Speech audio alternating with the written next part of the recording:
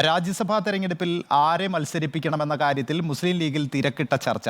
സ്ഥാനാർത്ഥിത്വത്തിലേക്ക് യുവാക്കളെ പരിഗണിക്കണമെന്ന ആവശ്യത്തിനാണ് പാർട്ടിയിൽ പിന്തുണയേറുന്നത്.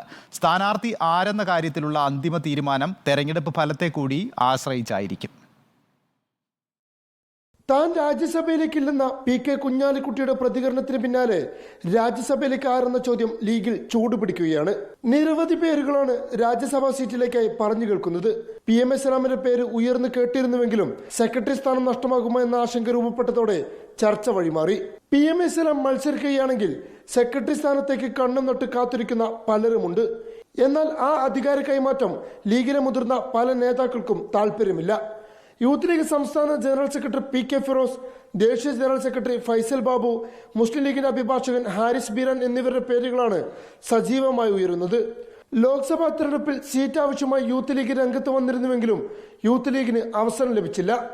എന്നാൽ രാജ്യസഭയിലെങ്കിലും അവസരം നൽകണമെന്ന കടുത്ത നിലപാടിലാണ് യൂത്ത് ലീഗ് നേതൃത്വം.